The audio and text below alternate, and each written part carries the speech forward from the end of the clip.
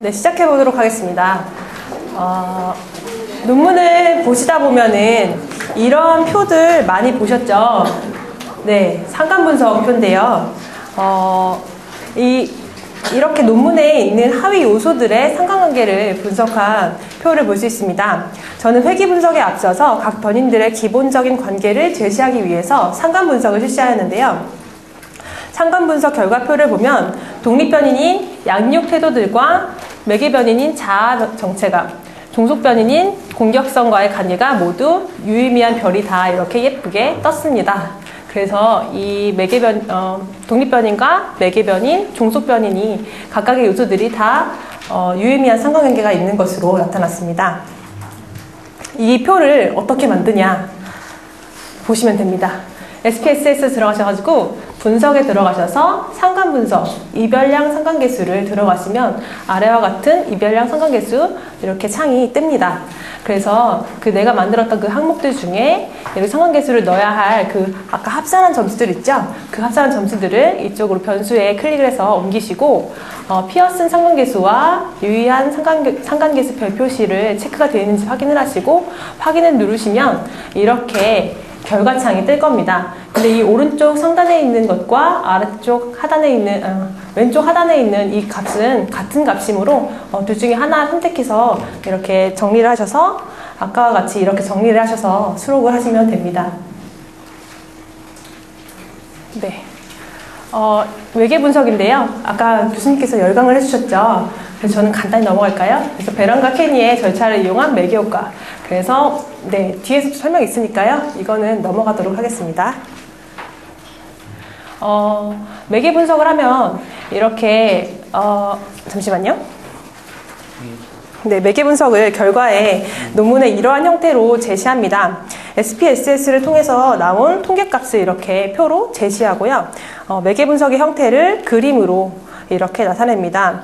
표와 그림에는 숫자 오른쪽 상단에 이렇게 유의미한 별표시를 하고 그것이 그 별표시가 어떤 의미인지 이렇게 밑에 쪽에 표현을 해주면 됩니다.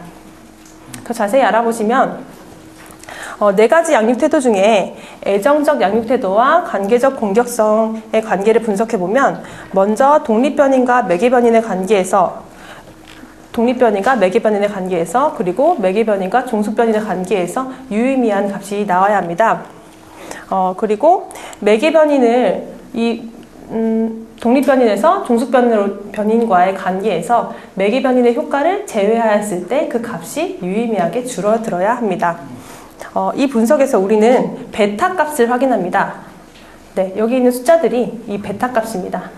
이 베타 값을 확인하고 별 하나는 0.05 수준에서 별 두 개는 0.01 수준에서 별 세 개는 0.001 수준에서 유의한 것을 표현합니다. 이 그림에서 보시면 애정적 양육태도와 관계적 공격성의 관계에서는 먼저 독립변인과 매개변인 사이에서는 0.460으로 460의 베타 값을 가지고 있어서 정적인 관계가 있음을 알 수 있고 이 값은 별 3개로 0.001 수준으로 유의하다는 것을 알 수 있습니다. 매개변인과 종속변인 사이에서는 베타 값이 마이너스 0.253으로 0.01 수준에서 유의미한 값이 나왔고 독립변인과 종속변인의 관계는 마이너스 0.199로 0.01 수준에서 유의미한 값이 나왔습니다. 근데 이 자아정체감의 데이터를 함께 입력한 다음에 이 자아정체감의 효과를 제거하여서 본 값은 마이너스 0.102가 나온 것을 볼 수 있습니다. 마이너스 0.199에서 마이너스 0.102로 지금 숫자가 낮아졌고 이것은 지금 유의미한 값에서 유의미하지 않은 값으로 나온 것을 봄으로 인해서 이 자아정체감은 애정적 양육태도와 관계적 공격성 사이에서 완전 매개를 한다는 것을 알 수 있습니다. 그러니까 여기 점선이 됐죠?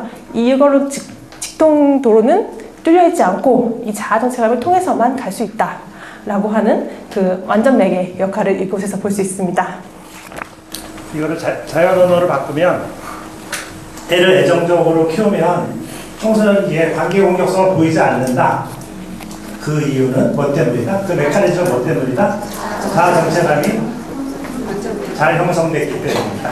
오케이? 자연 언어로 바꿀 수 있어요. 오케이. 네.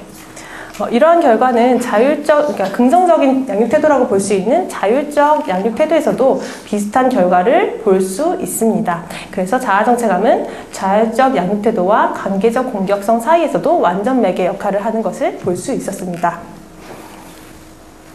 네, 이것을 지금 이제 이론은 되게 복잡하잖아요. 그거를 SPSS에서 어떻게 하나 하고 보면은 먼저 창에 들어가시면 여기 분석에 회귀 분석에서 선형을 클릭하시면 이러한 창이 뜹니다. 여기 밑에는 독립변수가 있고 위에는 종속변수가 있는데요. 여기 이 아까 나왔던 독립변인과 매개변인, 종속변인 이 모형에 있는 이 순서대로 1번, 2번, 3번의 순서를 같이 따라가서 확인을 하시면 되는데 한번 해보겠습니다. 독립변인을 첫 번째 1번의 실시는 이 독립변수 칸에 A의 독립변인을 넣고 그 다음에 종속변수 칸에는 매개변인을 넣어서 이 1번의 관계가 유의한 것을 확인합니다. 그렇게 해서 확인을 누르시고 결과값을 확인하시면 1단계는 끝난 겁니다. 그 다음에 2단계로는 매개변인을 독립변수에 넣고 종속변인을 종속변수 칸에다 넣고 나서 확인을 누르시면 이제 두 번째 값의 데이터를 확인하실 수 있습니다. 그 다음에 세 번째로는 종속변인을 종속변수 칸에 넣습니다. 그 다음에는 독립변인을 독립변수 칸에 넣고 여기 보면은 다음이라는 칸이 있습니다. 그거를 클릭하신 다음에 그 독립변수 칸이 빈 칸이 다시 나오는데요. 거기다가는 독립변인과 매개변인을 함께 넣어서 확인을 누르시면 아까와 같은 네, 요런 각각의 베타 값들이 이렇게 나올 수 있습니다. 그래서 이거는 나중에 보시고 한번 해보시면 될 것 같습니다. 이번에는 적대적 양육태도와 관계적 공격성의 결과 표현인데요. 이건 아까와 다른 점을 찾으라고 하면은 못 찾으시겠죠? 네. 저도 잘 못 찾겠는데요. 지금 보면 아까는 우리는 이 값에서 베타 값을 확인해야 한다고 했죠? 그 베타 값이 적대적 양육태도와 관계적 공격성의 관계에서 베타 값이 있는데 유의미한 값이 나왔습니다. 그런데 이 값이 지금 아까는 유의미한 값에서 유의미하지 않은 값으로 줄어들었는데요. 지금 여기서는 유의미한 값에서 똑같이 유의미한 값으로 줄어들었습니다. 그리고 0.280에서 0.20으로 줄어든 정도도 적은 것을 알 수 있습니다. 이거 자세히 한번 보시면요. 적대적 양육태도와 관계적 공격성의 사이에서 자아정체감의 역할을 한번 보겠습니다. 독립변인과 매개변인과 여기서는 독립변인과 매개변인 그리고 매개변인과 종속변인 사이가 모두 유의미한 부적 상관관계가 있음을 알 수 있습니다. 하지만 독립변인과 종속변인의 관계에서의 값과 이 자아정체감을 통제했을 때의 값이 크게 줄어들지 않았고 둘 다 유의미한 값이 나왔습니다. 그래서 그럼 이거는 정말 매개 효과가 정말 있는 건가 하고 매개 효과를 다시 한번 정확하게 유의미한 것인지 확인해보기 위해서 소벨 테스트로 매개 효과를 다시 한번 점검을 해보았는데요. 이 소벨 테스트는 어떻게 하지 하다가 알게 된 게 구글에서 소벨 테스트로 검색을 하시면 그 소벨 테스트 값을 이렇게 계산해주는 사이트를 통해서 해볼 수 있습니다. 이 테스트 값이 1.96 이상이거나 마이너스 1.96 이하이면 매개 효과가 유의한 것으로 나옵니다. 그래서 저의 데이터를 넣고서 이렇게 확인해 본 결과 소벨 테스트 G값은 3.32로 1.96보다 많이 나와서 유의한 값임을 매개 효과가 유의한지 점검이 되었고요. 그리고 이것은 0.001 수준에서 유의한 것으로 나타나서 이 자아정체감의 매개 효과가 유의함을 알게 되었습니다. 하지만 이것은 직통도로죠. 직통도로가 아직 살아있는 곳이기 때문에 이 자아정체감은 적대적 양육태도와 관계적 공격성 사이에서 부분 매개한다고 말할 수 있을 것 같습니다. 네. 그 다음에는 부정적인 양육태도라고 볼 수 있는 통제적 양육태도도 마찬가지로 비슷한 것을 볼 수 있습니다. 네. 통계에 대해서 이런 아무것도 모르는 상태에서 통계를 진행하면서 자, 우리 학과 수업 가운데 심리통계 과목이 개설되어 있지만 수업을 듣는 것이 올해 졸업 내규처럼 이렇게 졸업 논문을 쓰기 위한 의무사항이 아니었습니다. 그래서 통계 수업도 듣지도 않고 이제 논문을 한번 해보겠다고 이렇게 시도를 했었습니다. 통계를 모르는 상태에서 논문을 쓴다는 것이 어떤 의미인지도 몰랐습니다. 지금 생각해보니 그것은 날이 선 진짜 칼 대신에 적의 공격에 쉽게 부러질 수 있는 저 쪼마가 들고 있는 나무 칼을 들고서 이렇게 전쟁에 나가는 것과 동일한 것이라는 생각이 들었습니다. 통계는 상담 심리학과에서 논문을 쓰기 위해 꼭 필요한 하나의 큰 도구입니다. 그런데 참 감사하게도 논문을 진행하는 타이밍에 한국에 몇 안 계신 심리통계 전공 교수님이신 한국에서 최고 쉽게 가르쳐주시는 최유정 교수님께서 논문 통계 특강을 하고 계셔서 이제 황성훈 교수님의 강력한 동료라기보다는 강력한 강압이죠. 강압으로 특강을 듣게 되었습니다. 경험적 연구 논문의 방법을 시작으로 G테스트, T테스트, 아노바, 상관분석, 회귀분석 등 일반적인 논문을 작성할 때 필요한 통계 이론들을 정말 어렵지 않게 배울 수 있었고 실습을 통해서 SPSS 통계 프로그램에 어떻게 입력하고 실행하는지 어떻게 또 이해하는 방법들을 배울 수 있었고 그렇게 통계에 대한 기본적인 지식을 습득하였지만 통계 강의를 한 번 듣는 것만으로는 충분하지 않았습니다. 제가 천재가 아니니까요. 다시 한번 강의를 들으면서 놓치고 이해되지 않았던 부분을 이해하고 질문하고 실습한 것들을 따라해보고 고민해보는 충분한 시간들이 필요하다는 생각이 들었습니다. 담당 교수님의 논문 지도를 받으면서 나의 논문이 어떻게 연구 설계가 되고 어떠한 통계 방법을 이용하여 진행하게 되는지 설명을 들으면서 통계 특강에서 들었던 통계가 나의 논문 속으로 끌어올 수 있게 되었습니다. 논문을 진행하고 설문지 작업을 마치고 이제 회수된 설문지 더미를 받아들고는 다시 이제 고민에 봉착하는 단계가 있었는데요. 통계 특강 실습 시간에는 데이터 입력도 배웠는데 그것은 한 4-5가지 문항, 이렇게 한두 가지 문항들이었는데 실제로 입력을 해야 되는 나의 설문지는 4가지 설문 유형의 149문항의 데이터였습니다. 처음에 엑셀에 어떻게 입력해야 되는지부터가 저는 난관이었는데요. 다행히 교수님이 소개해주신 논문 멘토 김혜경 선배에게 문의를 해서 방법을 알아낼 수 있었는데요. 여러분도 이렇게 논문 멘토가 있으시면 많은 도움을 받으시면 정말 가장 좋을 것 같고요. 만약에 이렇게 논문 멘토가 연락이 안 되신다 하시면 이제 논문과 통계적인 지식이 풍부한 또 우리과 선배이신 또 이창목 선배님께서 이렇게 조교로 또 아주 감사하게 일을 하고 계셔서 학과 사무실로 전화하시면 됩니다. 바로 아실 수 있고요. 친절하게 설명해 주실 것입니다. 이만입니다.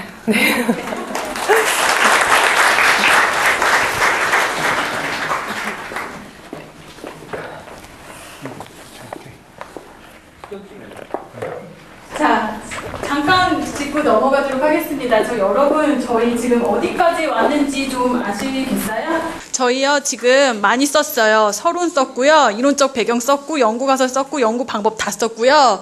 이제 결과도 웬만큼 다 썼어요. 이제 남은 거는 논의 참고 문헌 이겁니다. 그래서 제가 잠깐 잔소리 조금 하고 결론 스타일 좀 얘기해 드리고요. 그리고 논의랑 참고 문헌을 다 한 뒤 고기 먹으러 갑시다.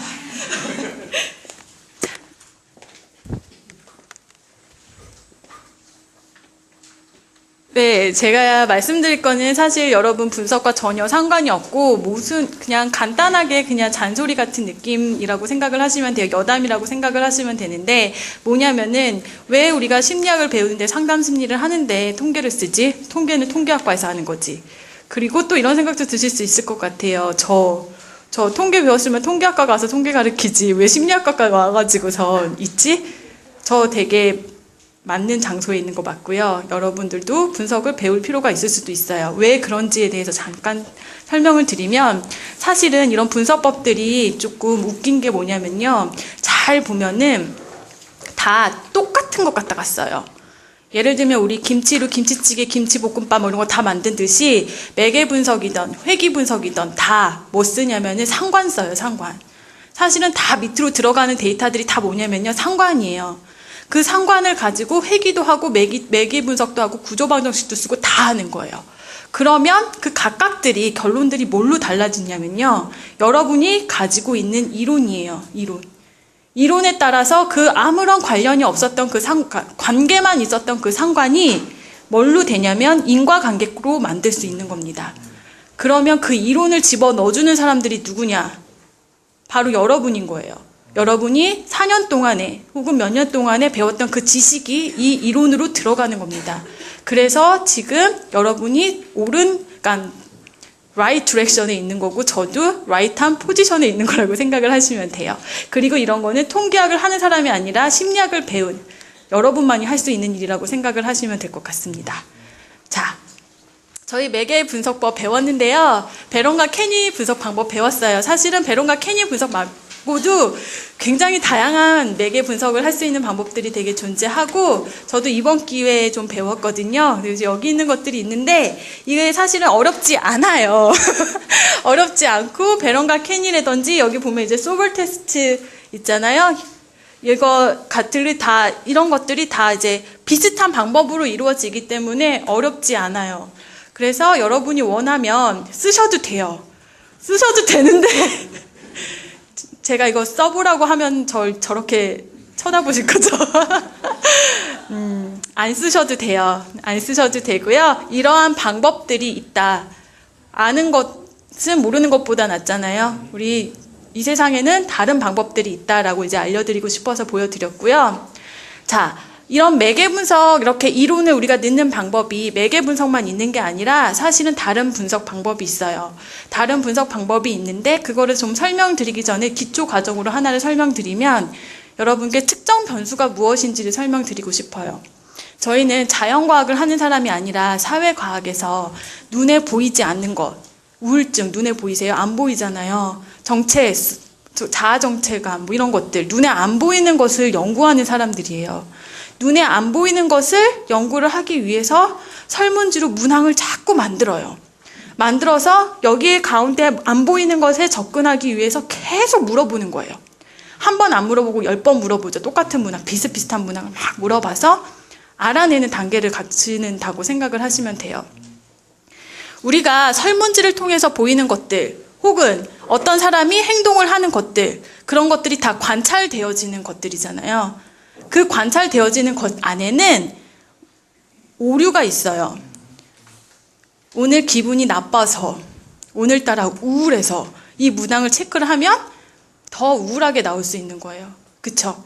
혹은 오늘 동기가 되게 넘치거나 혹은 동기가 없으면 설문지도 잘 작성을 안 할 수고 있잖아요. 그쵸?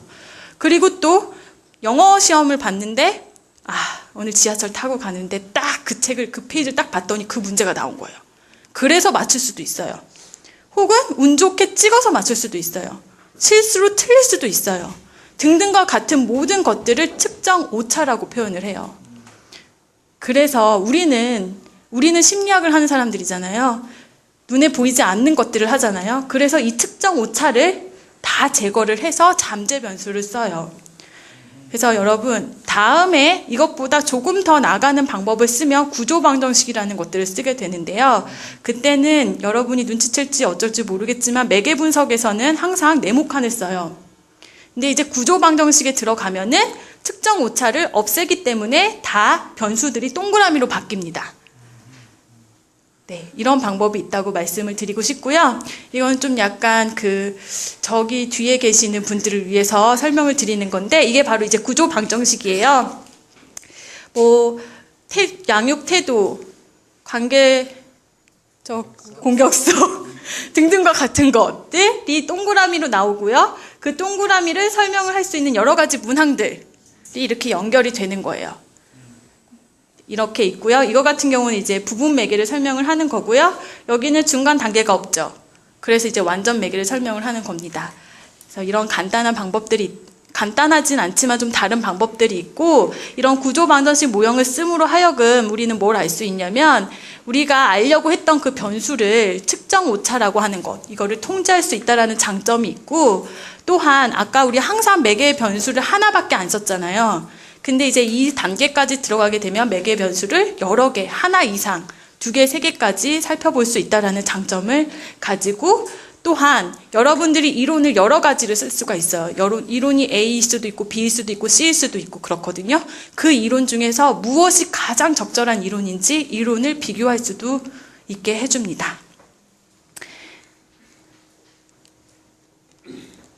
네, 여기까지는 제가 이제 여담으로 다른 분석 방법도 있다라고 말씀을 드렸고요. 자, 마지막으로 이제 결론을 쓰실 때 결과에서 어떻게 제시되는지 간단하게 좀 말씀드릴게요. 이게 이제 논문이다 보니까 우리가 쓰는 용어가 있어요. 꼭 지켜야 될 몇 가지의 규칙들이 있거든요. 표를 쓰실 때는 표는 위에다가 제목 이런 거 설명해야 되는군요. 표는 위에다가 이렇게 쓰셔야 되고요. 그리고 나서 별로 이렇게 각각의 우리가 구한 값들이 얼마나 유의미한지 표시를 해주면 됩니다. 그리고 또 이제 표를 쓰실 때 가끔가다 이렇게 보면 어떤 거는 가로줄이 있고 가로줄이 없는 것들이 있거든요. 그래서 각각의 카테고리를 좀 나눠줄 수 있는 방향에서 카테고리 분류 안에는 가로줄이 안 들어갑니다. 그리고 나서 이 표를 쓰고 나서 이 밑에다가 표를 좀 더 설명을 할 수 있는 말을 써요. 사실 이것도 통계에서는 쓰는 통계만의 언어가 있거든요. 그 언어를 그대로 좀 쓰셔야 돼요. 그 규칙처럼. 그래서 여기서 좀 간단하게 설명을 하고 그리고 우리가 구하고자 했던 이 값을 여기다 쓴 후 그리고 얼마나 유의미했는지 이 두 가지의 정보를 같이 제시를 하시면 됩니다. 표도 쓰지만 우리 결과값에다가 모두 넣어요. 그래프도 넣잖아요. 그림도 넣거든요. 이 그림은 아까 표와 반대로 밑에다가 그림의 제목을 씁니다. 네, 이게 이제 결과에서 제시할 때 몇 가지의 스타일이고요. 네, 마지막으로 제가 통계 분석을 할 때 몇 가지 팁을 좀 드리려고 생각을 아무리 해봤는데 그냥 저를 생각을 했거든요. 저 같은 경우도 심리학 학부 마치고 나서 이제 이쪽으로 계속 갔는데 그 한 10년 동안의 그 기간이 굉장히 좀 힘들었어요. 왜냐하면 저는 성격도 되게 급한 사람이고 그래서 통계를 한 번도 배워본 적도 없는 사람이고 그래서 제가 썼던 팁은 컴퓨터와 대화를 했습니다.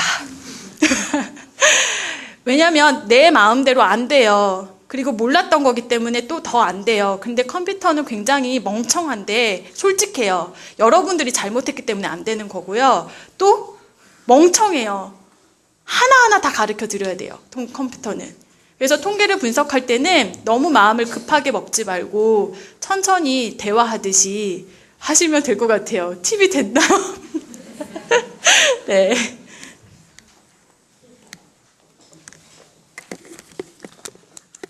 네, 팁이 됐습니다. 흔히 내면화된 대인관계를 대상관계, 오브젝트 릴레이션이라고 부르는데 최인영 교수님의 주요 대상은 나도 아니고 누구도 아니고 학생도 아니고 결국은 컴이었었구나 라고 드디어 최인영 교수님의 마음 센터에 있는 대상이 무엇인지 파악하게 되었습니다. 여러분 널리 퍼뜨려 주시기 바랍니다. 자, 결과 됐고요.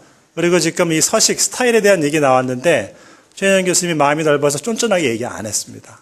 그런데 사실은 규칙은 더 쫀쫀합니다. 그리고 책을 금방 알려드릴게요. 이게 박영사에서 나온 학술 논문 작성 및 출판 지침 한국심리학회에서 나왔습니다. 이거 꽤 잘 적혀져 있다고 생각합니다. 그래서 이걸 보시면은 이렇게 서식이나 이런 것에 대한 안내가 자세히 되어 있고 얘도 나와 있습니다. 그러니까 꼼꼼하게 따라 하시고요. 그리고 이것은 도서관에 있을지 모르겠는데 미국 심리학회에서 나오는 출판 매뉴얼, 퍼블리케이션 매뉴얼이라 해가지고 더 꼼꼼하게 글쓰기에 대한 규칙들이 나와 있습니다. 자, 그리고 이제 넘어갑니다. 논의로.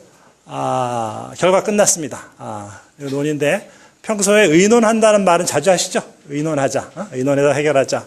근데 논문에서는 의논이라고 했으면 좋았으련만 이자들이 역코딩을 했습니다. 죄송합니다. 네. 인버스 코딩? 오케이? 그래서 의논이 아니라 논의라고 이렇게 했으면 논의. 그래서 의의를 논하다, 의미를 논하다 이런 뜻입니다. 즉, 내 연구에서 얻은 발견에 의의를 논하다. 논의. 회사에서 큰 행사나 프로젝트 꽤 하시죠? 그럼 끝나가서 평가회 하시잖아요. 기획대로 잘 됐는지, 효과 있었는지, 잘 된 점, 미흡한 점, 다음번에 어떻게 할지, 이거 다 중요한 얘기예요. 그리고 그 모든 것에서도 불구하고 이번 논문 콘서트는 남는 게 있었다. 이런 의의를 찾잖아요. 그런데 이렇게 깊은 얘기가 오갈 텐데 이런 회의가 지면상에서 나 홀로 이루어졌을 때 논문의 논의다. 논의다. 이렇게 생각하시면 됩니다. 자, 논의는 평가하고 해석한다. 연구 결과에 대해서. 결과 뒤에 바로 따라 붙어서 그 결과를 평가하고 그 결과에 의미 부여를 하면서 말발을 세우는 겁니다. 사실은 말발이 제일 필요한 순간, 논의의 순간에 사실 말발이 필요합니다. 특히 평가에서 핵심은 서론에서 제일 중요한 게 뭐였었다 그랬어요? 서론에서 우리가 우뚝 세운 깃발이 뭐였었죠? 연구 가설이 사실 우리의 깃발이었었습니다.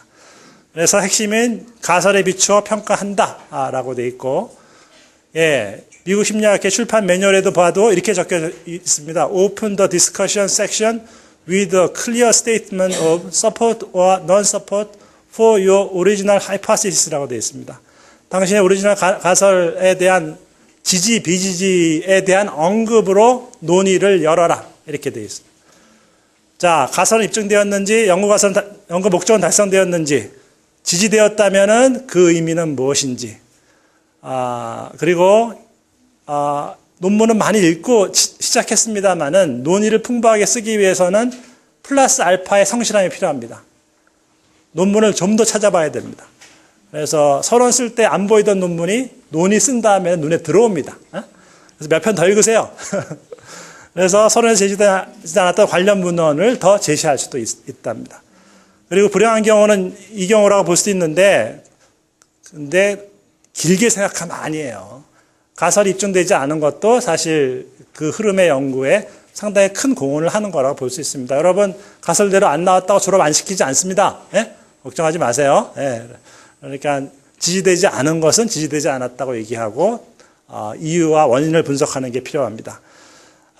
보통은 뭐 측정 도구 때문일 수도 있고요. 연구 대상의 특징 때문일 수도 있고, 그리고 더 찾아봤더니 이것은 안 나올 결과였어.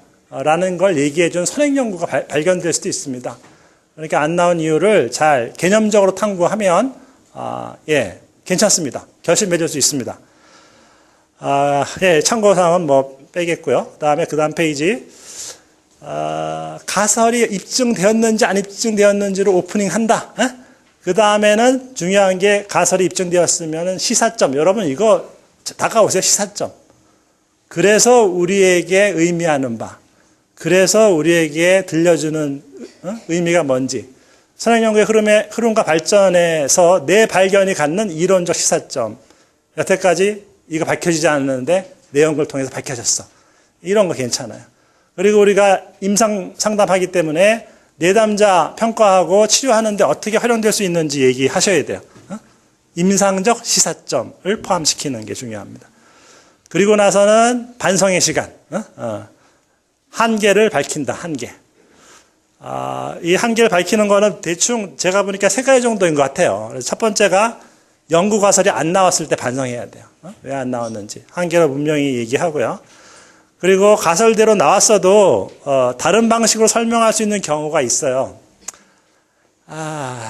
가령 남녀 차이라고 해석했거든요. 이거는 MMPI가 이렇게 나오는 성차야. 그런데 제가 보니까 그건 성차가 아니라요. 일반인과 상담소를 방문한 사람의 차이였었어요. 자세한 얘기 못해요. 네? 제가 심사한 논문에 그랬었어요. 이거는 성차가 아니라 예, 세팅의 차이다. 여자의 경우 상담소 찾아온 사람들이 많았었고 남자는 일반인이 많았기 때문에 이런 결과가 나온 거야. 자, 이런 것을 오리지널 가설 대신에 무슨 가설? 대안 가설. 대안 가설 존재할 수 있습니다. 내 눈에는 잘 안 보이지만 누가 지적해 줄 수도 있습니다. 그리고 실험 조작이나 측정 이런 내적 타당도의 문제가 있을 수도 있는데 제가 한 연구에서 경계선 대학생들을 대상으로 했는데 남자가 35명이고 여자가 7명이 모였어요. 여러분 이거 괜찮아요? 경계선은 여자가 한 2배, 4배 많아요. 근데 내 연구에서는 이게 이렇게 됐잖아요. 그러면 이거 연구의 리미테이션으로 한계점으로 분명히 밝혀야 돼요. 왜 그랬겠어요? 예? 여자가 없는 서울대학에서 해서 그래요. 예? 그런 거였었어요.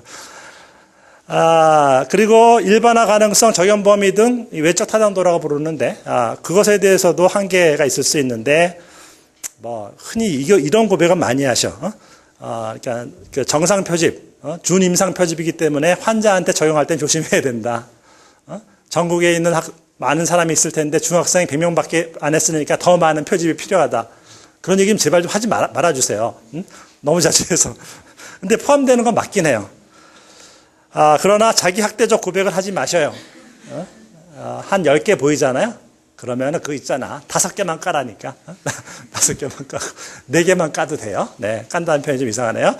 그래서 요거 보시면은 이게 Journal of Affective Disorder인데 여기 이게 초록이에요, 초록. 여러분 잘 안 보이시죠? 여기 리미테이션이라고 적혀져 있어, 리미테이션. 한계를 쓰게 만들어놨어. 이게 불안장애 저널은. 그 정도로 해놓고 있고요. 이거 논문의 끄트머리인데, 리미테이션이라고 이게 소제목이 나오잖아요. 그래서 이게 그걸 고백한다? 보고하게 돼 있어요. 그러니까 이게 뭐라 그래야 돼? 연구 진실성? 상당히 중요한 주제일 수 있어요. 왜냐하면은 다른 사람들이 그 계단을 밟고 올라가는데 그 계단에 어느 구석에 함정이 있다는 걸 얘기해 줄 거 아니에요? 그거 중요하다는 얘기 드리고요. 자, 그 다음에 계속해서, 한계점 언급한 다음에는 미래 연구의 방향을 적어야 돼요. 어렵지 않아요. 한계를 뒤집으면 미래 연구의 방향으로 바뀌어요. 측정 도구가 타당하지 않으면 대안적인 도구를 제안할 수 있고요. 실험 설계에 문제가 있었으면 보완하는 거. 남녀 차이라는 걸 확증하기 위해서는 상담소 샘플과 일반 샘플을 똑같이 모을 필요가 있겠다. 이렇게 되는 거. 그리고 이번 연구를 통해 해결하지 못한 부분을 미래 연구 주제로 제시할 수 있어요. 한 번의 연구를 통해서 밝힐 수 있는 건 정말 작은 부분이에요. 그래서 후속 연구가 필요하고 관계 공격성을 다뤘지만은 이 관계 공격성이 정말로 교실에서의 왕따랑 어떻게 연결될지는 얘기하지 않았잖아요. 그것은 넥스트 스텝으로 다음번 연구에서 다뤄야 된다는 거예요. 자, 그리고 그러나 마침표는 아름답게. 논의의 가장 마지막 패러그래프는 아름답게 끝내야 된다. 그래서 영어로 적혀져 있고요. 자랑질은 아니지만 내 연구의 핵심 공헌을 언급하는 것으로 아름다운 마무리를 끝맺는 걸로 되어 있어요. 이거 보시겠어요, 이거? 이게 참고문헌 보이시죠? 이게 논문 끄트머리야. 참고문헌 보이니까. 근데 이 사람 시키는 데 너무 잘하고 있죠. 이러한 제한점에도 불구하고 본 연구에서는 확인하여 이러한 차이가 섭식 문제의 발현에 기여할 수 있음을 보여주었다는 점에서 의의가 있다. 라고 마침표를 찍는 거죠. 그리고 제가 이거 예를 찾느라고 제 논문을 봤는데 제 논문은 이게 하나도 없더라고요. 그러면서 깨달았어. 야, 내가 정말 셀프 이스팀이 낮은 사람이구나. 내 자랑 한 번도 못했어요. 그냥. 그래서 이 정도. 무엇보다도 본 연구의 필요성과 가치는 단일 연구로서 존재한다기보다는 후속 연구들의 성과에 따라 더해지거나 감해질 것이다. 이거 자신감 없는 태도로 이게 제일 나은 거예요. 지금 이게 제일 나은 거예요. 내 문제다 이런 생각했어요. 자, 네. 그래서 시간 없어. 그래서 논의 정리할게요. 제시 순서 주요 발견에 대한 요약 한 문단 정도로 주요 결과 한번 짚어주고요. 그리고 나서 가설에 대한 지지 여부. 그리고 나서 시사점인데 실제적, 이론적, 임상적. 오케이? 하시고 그 다음에 리미테이션, 한계 밝히기. 그러나 진실하지만 너무 많은 옷을 벗지는 말 것. 그리고 미래 연구 방향으로 뒤집기. 그리고 아름다운 나의 공헌을 얘기하면서 내가 없었어 봐. 니네들 이거 알 수 있었겠어? 이렇게 얘기하면서 끝내는 게 논의의 구성입니다. 자, 그래서 정원아 선생님 논의 잠깐 볼게요. 네. 네, 말씀해주신 그 논의가 제 논문에는 어떻게 녹아들었나 하고 설명을 해드리겠습니다. 논문의 서두에 제시되었던 가설들, 부모의 양육 태도와 관계적 공격성의 관계에서 자아 정체감이 매개 역할을 할 것이라는 가설이 지지되었고요. 그 하부 요소인 애정적, 자율적인 부모의 양육 태도가 관계적 공격성을 낮출 것이고 두 요소를 자아 정체감이 매개할 것이라는 가설이 지지되었습니다. 또한 마지막 적대적, 통제적인 부모의 양육 태도가 관계적 공격성을 높일 것이고 두 요소 사이를 자아 정체감이 매개할 것이라는 가설이 지지되었습니다. 더 세부적으로는 애정적 자율적인 양육 태도에서 자아 정체감은 완전 매개의 역할을 하는 것을 알아냈고요. 애정적 자율적인 양육 태도는 자아 정체감을 높이고 이 자아 정체감을 통해서 관계적 공격성이 낮게 나타남을 알 수 있었습니다. 또한 적대적 통제적 양육 태도에서 자아 정체감은 부분 매개를 하는 것을 알아냈습니다. 적대적 통제적 양육 태도에서는 자아 정체감이 일정 부분에서 관계적 공격성을 높이는 역할을 하지만 전체를 설명하지는 못했습니다. 두 사이를 설명하는 다른 요소가 있거나 적대적 통제적 양육 태도 자체가 관계적 공격성을 높이는 역할을 한다고 볼 수 있었습니다. 찾아보았던 선행 연구들의 결과들과 비교해보면 어머니의 부정적인 양육 태도가 자녀의 관계적 공격성에 유의미한 영향을 끼친다는 연구와 부합하는 결과가 나왔고요. 최창호의 연구에서 부모의 바람직한 양육 태도는 공격성과 부적 상관관계를 보인다는 결과에는 부합했으나 자아 정체감과 공격성의 관계는 유의하지 않다는 결과와는 다르게 제 논문에서는 자아 정체감과 관계적 공격성의 관계는 유의하다는 결과를 도출하였습니다. 부모의 바람직한 양육 태도는 자아 정체감 형성에 영향을 미친다는 연구와 부합하는 결과가 나왔고 부모의 심리적 통제가 높을수록 관계적 공격성이 높아진다는 연구와도 부합하는 결과를 알 수 있었습니다. 그간의 연구에서는 부모의 양육 태도와 공격성에 관한 그런 공격성과의 관계, 양육 태도와 자아 정체감의 관계를 주로 규명하였습니다. 근데 본 연구에서는 사회적으로 문제가 되고 있는 고립 청소년을 만드는 관계적 공격성에 주목하여서 부모의 양육 태도와 관계적 공격성과의 관계를 규명하였습니다. 또한 이 두 요소들 간에 청소년기의 발달 과업인 자아 정체감이 매개 역할을 한다는 사실을 알아낸 것은 본 연구의 중요한 성과라고 할 수 있습니다. 관계적 공격성을 줄이는 것은 부모의 양육 태도에만 맡기는 것이 아니라 중간의 다리 역할인 자아 정체감을 높여주는 방법을 통해서 충분히 변화를 이루어낼 수 있다는 것을 규명한 것입니다. 그래서 향후 연구의 방향은 본 연구에서는 부모의 양육 태도가 자아 정체감의 매개로 관계적 공격성에 미치는 영향에 대해서 연구하였는데 관계적 공격성이 어떠한 과정을 통해서 따돌림과 고립의 형태로 나타나는지에 대한 연구가 필요합니다. 또한 적대적 통제적인 양육을 받은 청소년들의 자아 정체감을 높이기 위한 방법으로 봉사활동, 멘토링 경험 등이 있다고 하는 이런 연구들이 있는데요. 이와 같이 청소년의 자아 정체감을 높이기 위한 다양한 방법들에 대한 연구가 더 이루어져야 한다고 생각하였습니다. 네.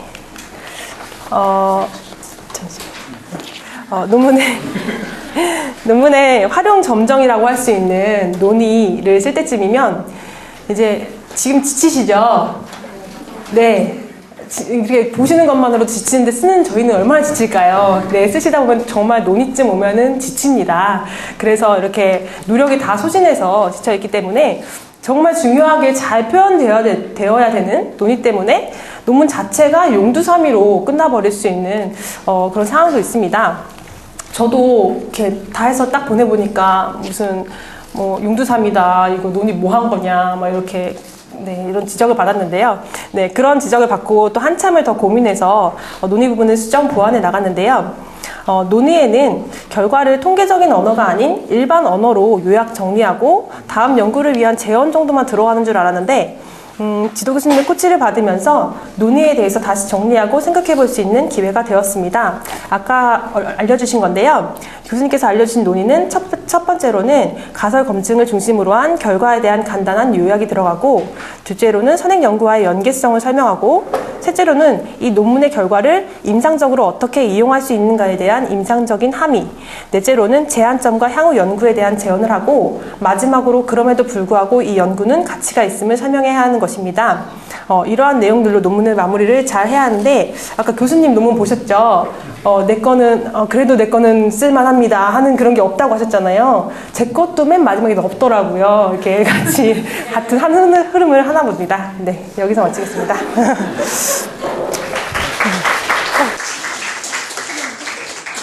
누구는 강의할 때 말할 때마다 박수를 끈다고 선생님 박수 받았어요? 못 받았지?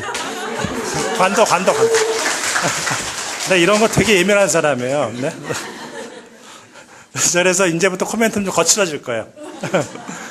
그래서 논문 짚어주기인데, 논의 부분. 양육 태도가 관계 공격성 낮추고, 적대적 통제적인 양육 태도는 관계 공격성 높인다, 이런 부분적인 결과 요약으로 시작이 돼서 연구 목적을 재언급하는 것으로 이어지고 있어요. 근데, 언급하고, 내가 생각할 때는 요거 한 패러그래프 정도만 였으면 좋을 것 같은데, 조금 길고요. 그리고 나서 가설이 입증되었는지, 가설 서포트, 넌 서포트의 관점에서 의논을 하는 게 여기 적혀져 있는 거예요. 가설에 비춘 결과의 평가와 해석이 이루어지고 있죠. 그리고 이것을 외딴 섬이 아니라 선행 연구의 맥락 위에서 밝혀주는 거. 선행 연구의 맥락에서 본 연구의 의미와 공헌을 밝히는 것으로 적혀져 있어요. 그리고 세 번째 페이지, 시사점, 이론적 시사점. 이게 중요한 성과이다. 이렇게 말할 수 있죠. 그래서 관계성을 줄이는 것을 부모의 양육 태도만 맡기는 것이 아니라 중간다리 역할인 자아 정체감을 높여주는 방법을 통해서 충분히 변화를 이뤄낼 수 있다. 이거 괜찮아요. 힘 받아요. 이렇게 얘기할 때. 그리고 임상적 시사점. 어떻게 하면은 정체감을 빌드업하게 정체감을 건축해가게 도와줄 수 있는지에 대한 얘기가 나오겠죠. 그리고 근데 여기를 현미경을 좀 놓고 보면 이론적 시사점이라고 볼 수 있는 것은 애정적, 뭐였었지? 지지적? 애정적? 우리 서로 다 몰라요, 이거. 애정적, 자율적 양육 태도는 완전 매개했단 말이야. 그런데 적대적, 통제적은 완전 매개가 아니야. 부분 매개였어요. 그러면 뭐가 존재할 수 있다는 거예요? 뭐가 존재할 수 있다. 부분 매개니까. 제3의 매개 변이 또 있을 수 있다는 거예요. 나는 정체감이라고 딱 짚었지만은, 그 네거티브한 양육 태도를 릴레이하는 변이는 또 있을 수 있거든. 뭐 떠오르는 거 없어요? 뭐 몰라요. 저도 잘. 충동성 이런 거 있을 수 있잖아요. 그거 이렇게, 그런 거를 또 다른 미래 연구의 변인으로 이렇게 제시하면 괜찮을 것 같죠, 그죠? 네. 그리고 끝으로 이게 그 한계점과 아름다운 마무리가 급으로 이제 끝나는 걸 알 수 있는데 한 줄, 두 줄, 세 줄, 네 줄 이렇게 여전히 자존감 낮은 엔딩. 자리 잡게 하는 문제가 남아있다. 문제는 계속된다. 이렇게 자존감 낮게 끝나고 있는 것. 이 모든 것은 제 책임이다. 아름다운 마무리에 대해서 노력하자. 오케이. 그렇습니다. 자, 그리고 참고문헌 선생님 하실 차례입니다. 네. 초록과 참고문헌에 대해서 잠깐 팁을 드리자면, 참고문헌은 논문을 쓰면서 참고하였던 선행 논문들이나 책들의 논문의 뒷부분을 정리해서 수록해 놓은 것입니다. 선행 연구 논문들을 많이 찾아보면 참고문헌을 기록하는 요령들도 많이 알 수 있는데요. 처음에 작성할 때는 그냥 내가 참고한 논문의 순서로 저자, 출간 연도, 제목, 해당되는 분류 등을 순서대로 적었는데, 이뿐만 아니라 여백, 마침표, 쉼표, 저널이면 저널 번호와 볼륨의 페이지까지 틀에 맞게 적어야 하는 규칙들이 있었습니다. 그 규칙에 맞게 잘 정리하고 한국인의 연구를 먼저 수록하고 외국 연구는 그 뒤에 수록하는 것과 한글 연구는 저자의 이름을 기역, 니은, 디귿 순으로 그리고 영어는 ABC 순으로 나열을 해야 합니다. 이런 규칙에 맞게 잘 적는 것도 참 중요한 것 같습니다.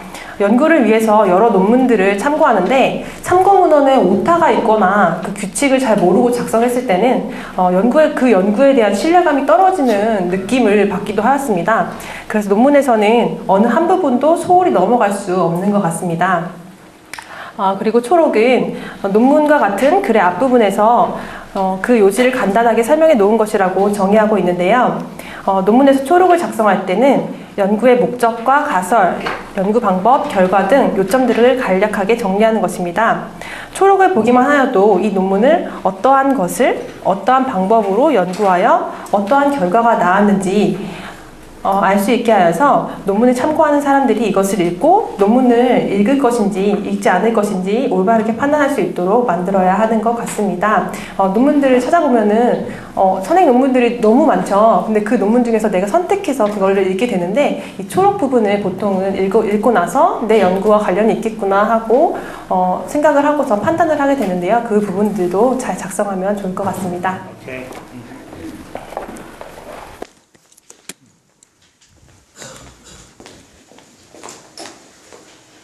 네, 이제 제 마지막 강의인데요. 쪽강인데 참고 문헌을 어떤 방식으로 쓰는지에 대해서 마지막 강의니까 얌전하게 진행을 하도록 하겠습니다.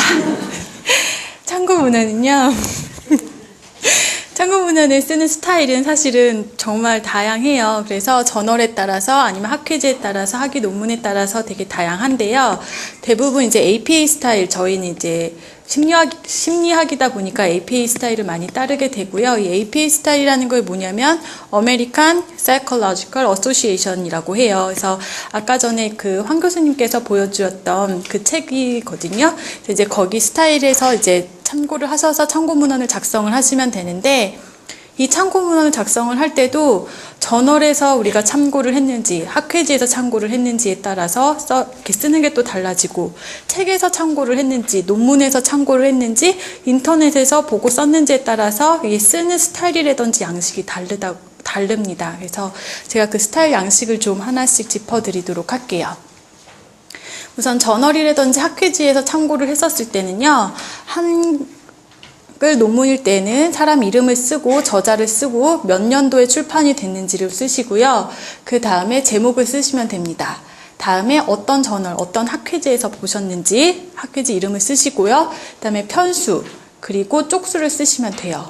만약에 여러분이 학위라든지 학위 논문에서 참고를 하셨을 때에는요, 이름을 쓰고 언제 학위가 출판이 됐는지, 그리고 제목을 쓰시고 나서 어느 학교에서 무슨 석사인지 박사인지 학위 논문인지를 쓰시면 돼요.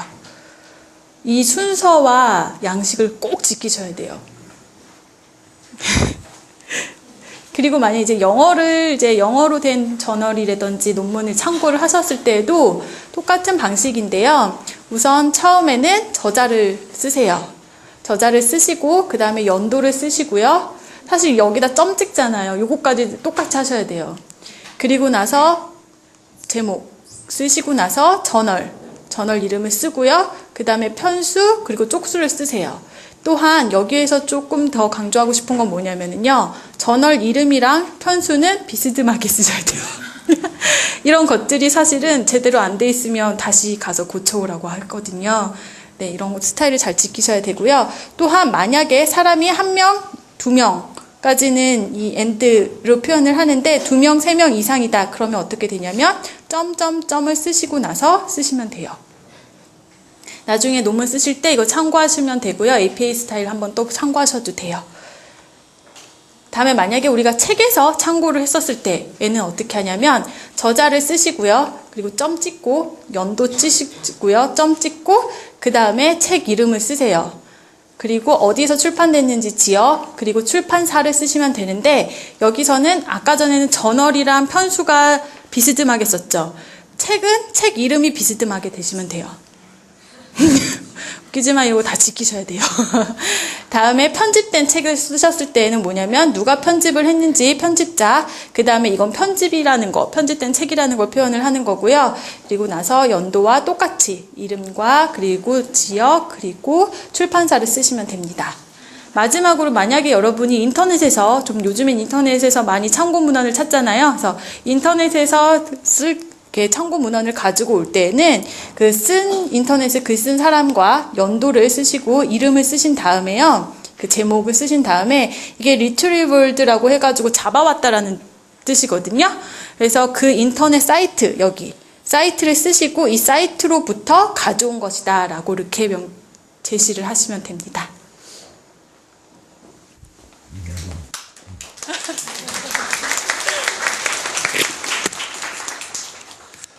기운이 없어서 강의해놓고 얌전하게 하겠다고 하는 것도 한 가지 방법이구나. 저도 침착하고 차분하게 한번 초록입니다. 이제 급한 일 다 끝났고, 이제 어찌 보면은 그 파이널 터치, 마지막 손대기만 남아 있고, 그 요약문을 쓰는 게 초록이라고 합니다. 일반적으로 초록을 맨 처음에 배치하고, abstract라는 표현을 쓰고, 이 초자가 필요한 부분만 뽑는다는 초친다는 초자가 아니라, 네. 고맙습니다. 이런 유머에 반응해 주다니. 네. 그리고 짧고도 포괄적인 요약이니까 말이 안 되죠. 짧은데 어떻게 포괄적으로 해. 그리고 150단어. 보통 한 줄에 10단어 정도 들어가요, 여러분. 그러면 15줄 정도야. 15, 16줄 정도로 끝내야 돼요. 그래서, 그리고 문단 구분 안 해. 초록은 그냥 한 문단으로 다 써제껴. 그리고 누가 내 초록만 읽고 떠나가는 사람이 수없이 많을 것이다. 본문은 안 읽고. 그렇게 되는 거죠. 구성 요소는, 연구 목적을 단도직입으로 그냥 처음부터 때리고 들어가고요. 단도직입하고, 그 다음에 방법, 피험자 수, 연구 대상이죠. 연령, 성별 같은 것도 구체적으로 적어주게 돼 있고요. 실험 방법, 자료 수집 절차, 검사의 명칭도 써줘야 돼. 그 다음에 결과와 통계적 유의성도 적어주고요. 그리고 결론과 시사점을 적어줍니다. 그런데 결론과 시사점은 뭉뚱그리는 사람도 많아요. 이와 같은 결과를 얻었다. 그리고 이에 대한 시사점과 한계를 논의하였다. 마이크도 떨어지고 있습니다. 이렇게 끝나는 경우가 많아서 이 부분은 결론과 시사점은 공간적 압력 때문에 왜 막판에 가면 강의가 빨라지잖아. 그런 것처럼 논의도 그냥 휙 하고 끝나고 중요한 게 키워드라 그래가지고 핵심어를 서너 개를 적어주게 돼 있어요. 이 키워드는 검색할 때 걸리는 고리거든. 다른 사람들이 웹사이트에서 할 때 걸리는 고리기 때문에 내 논문이 낚시에 걸리려면 키워드를 적절하게 잘 적어줘야 돼요. 자, 그래서 이게 정선생 건데 본 연구에서는 이렇게 들어가요. 4가지 요소를 나누어서 했다. 연구 목적 단도직입. 그리고 피험자 특성도 적어주고 설문지를 통해 라고만 되어 있는데 다 써줬어야 했어. 무슨 양육 척도, 무슨 갈등 척도 이런 거를 다 써줬어야 되는 것이고요. 이름을 제시해야 된다는 것이고, 그리고 패러그래프 구분이 되어 있죠, 여기 지금. 그죠? 보이죠? 패러그래프 구분되어 있죠? 이렇게 이게 학위 논문이라서 괜찮은데 출판되는 논문은 패러그래프 없이 싱글 패러그래프로 적어야 된다니까. 다 붙여 써야 돼. 그리고 관계 공격성을 줄이는 것은 부모의 양육 태도에 맡기는 것이 이게 적혀져 있죠. 그러니까 그 시사점도 적어줬고요. 그 다음에 키워드가 없어. 키워드 불러보세요. 정원 선생님, 키워드. 관계적 공격성, 부모의 양육 태도, 자정체감. 괜히 물어봤다. 그 키워드를 이렇게 제목에 없는 놈으로서 키워드에 들어가면은 제목은 기본적으로 검색이 될 테니까. 그러면 내 논문이 조금 더 잘 낚시를 당할 가능성이 있다는 점, 요령입니다요. 자, 이렇게 됐습니다. 그리고 150자서는 여기였습니다. 너무 야박하죠? 학위 논문은 150자 안 지켜도 돼요. 그러나 이 정도의 압박감을 갖고 이렇게 압축적으로 글을 써야 되는 게 초록에서 우리가 해야 될 일이다 하는 얘기 드렸습니다. 자, 여러분 거의 다 왔습니다. 거의 다 왔고 이거 시간 딱 맞았네. 제가 예언했어요. 5시 20분에 끝날 거라고. 자, 에필로그 여러분 대답해 줄 수 있죠? 네네네. 특히 뒤에 계신 학원님들 목소리 한번 내보세요. 뭐 자폐증이나 이런 거 아니죠? 오케이, 예, 좋습니다. 네, 선택적 항급증이라는 것도 있어요. 네, 집에서는 잔소리 많이 하고 교실에 오면은 입 닫는 거, 선택적 항급증. 자, 뒤에 있는 학원님들만 목소리를 내보세요. 네, 구성 방식, 글쓰기 양식, 통계 분석 방법이 착 달라붙게 전달되었나요? 이게 진실이야. 이게 진실이야. 이게 벙벙하게 달라붙게 전달되었나요? 좀 작다. 오케이. 멍해지는 순간, 아득해지는 순간이 없을 수 없지만 적었나요? 네. 뒤에 있는 분들 뭐 하세요? 자, 좋아요. 가히 없는 막연함에서 찻잔 속의 막연함으로 테두리가 생겼나요? 나 웃는 사람 견딜 수 없어. 이럴 때가 비웃고 말이야. 자, 웃음 참을 수 없어? 그래서 버티면서 해볼만 하다고 느끼셨나요? 네. 아, 좋습니다. 선배가 해냈으니까 나도 해낼 수 있다고 느끼시나요? 아, 예. 자, 다음 페이지 보겠습니다. 여러분, 이거 약속대로, 잠깐만, 금방 할게요.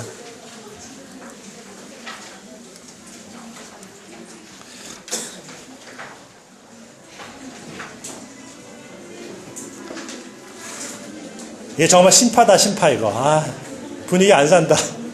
가방 싸는 소리 속에 이 장성곡이 나오다니. 좋죠? 네. 자, 보시면요. 네, 그렇죠. 이게 이렇게 마무리 됐고요. 좀 시끄럽죠? 네. 줄여도 되겠습니다. 네.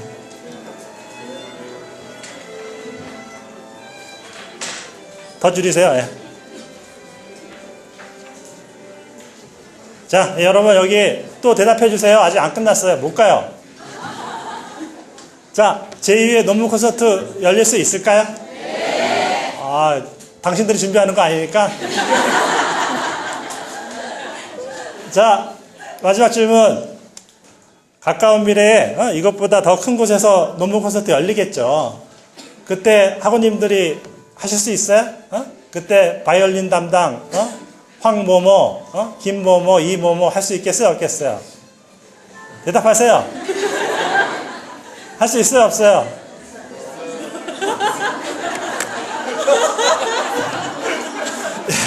야, 좀 도와줘. 자, 할 수 있다면 예라고 하시고, 할 수 없다고 그래도 예라 그러시고. 자, 할 수 있어요? 네. 오케이, 끝내겠습니다. 고맙습니다.